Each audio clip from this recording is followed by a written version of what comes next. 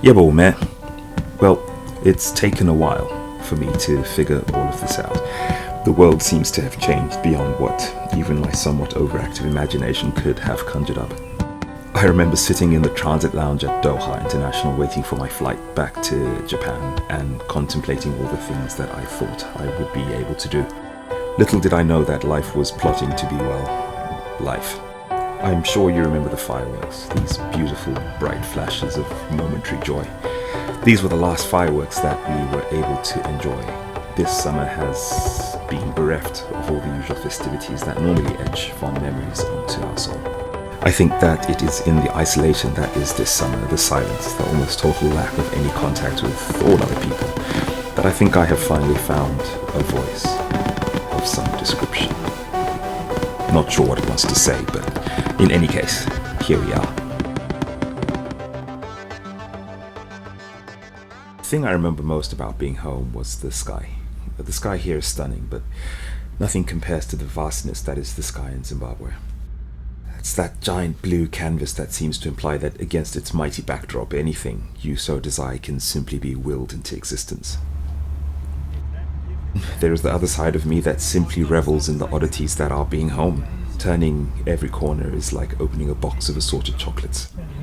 See, the thing is, like, unlike here, where change seems to be a part of everyday life, where you can see progress almost on an hourly basis, I think the thing that saddens me most about going home sometimes is how things never seem to change. Ooh, chocolate-coated, double-dipped, extra crunch potholes. Yum. In spite of it all, Zimbabwe remains one of the most beautiful countries in the world, I believe. It's hard to explain what it's like to be there in summer and experience all of that. It's an incredibly wonderful country, and I do miss it tremendously most of the time, but I still do love it here almost as much, but not quite.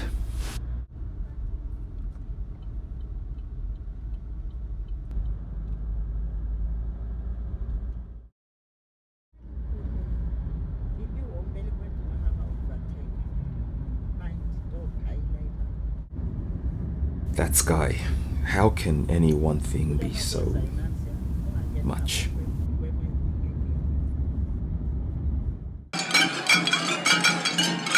I've been kind of secretly documenting here for a long time, unsure about what it was exactly that I was documenting.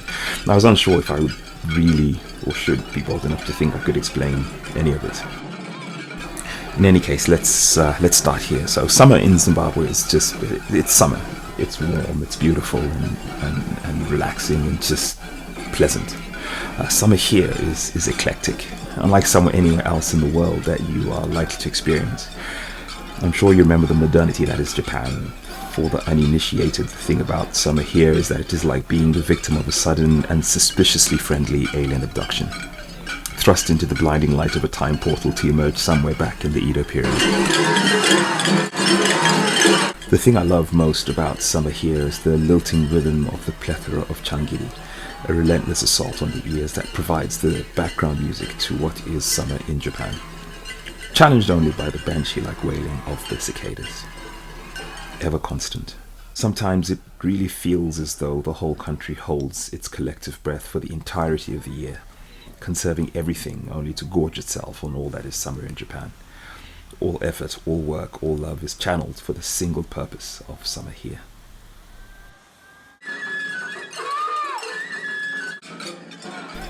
This dizzying, ecstasy-laden moment that was, in an instant, shorn clean from the mantle of our lives here. Something we felt so sure would be forever, gone in an instant. As someone who exists extensively, for a lack of understanding, outside Japanese culture, I feel as though I have in some way been robbed of something very essential to my being.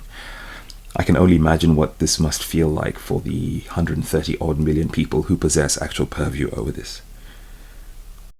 This is one of the very few pictures I have of myself at Doha International. You'll notice the abundance of no me, no sanitizer, no social distancing, no masks, all of which happened in a crowded international airline hub. It seems very much like a blissful world induced by a few of the beverages so pictured. I think this year I have eventually come to accept that life has changed for good. There is no return to normal because that previous life, to all intents and purposes itself, succumbed to COVID-19. And I think therein lies what has for so long confounded me: normal. The very precept of existence, as we have come to know it, is that there is perhaps no normal, that things change, that tomorrow will be, by definition, what today is not. A very long-winded way of expressing the old adage of the only constant is change.